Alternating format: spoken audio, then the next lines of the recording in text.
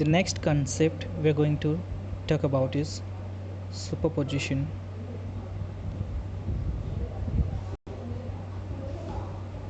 principle of charges. Superposition principle of charges can be understood by an example. Suppose first we have to consider a charge q1 here, which is separated from a charge q2 by some distance, and there is a force between these two charges. Suppose the force is 100 Newton. We bring another charge q3 here, and the force between q1 and q3 becomes, suppose, 60 Newton.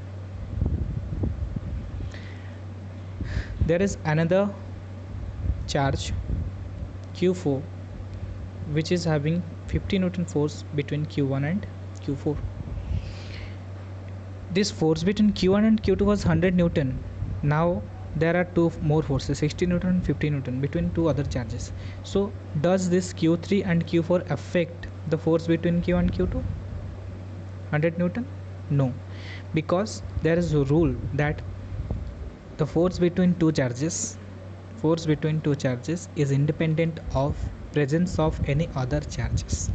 So the force between q1 and q2, 100 Newton, is independent of the presence of other two charges q3 and q4.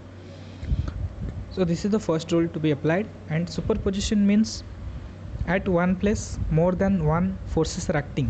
So what is the net force? The net force will be the sum of all the other forces acting on a point.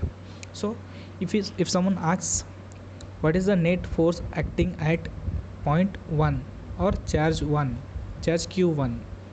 our charge q1, it will be the sum of all the forces acting due to other different charges on that, sum of the individual forces due to other charges, like the force on charge 1 due to charge 2, F12, plus the force on charge 1 due to charge 3, the force on charge 1 due to charge 4, and like this. This is a vector sum of all the forces acting on a single charge q1. This is known as superposition principle of charges. Remember, this sum is not algebraic, this is vectorial sum, and we have to work out many problems based on this.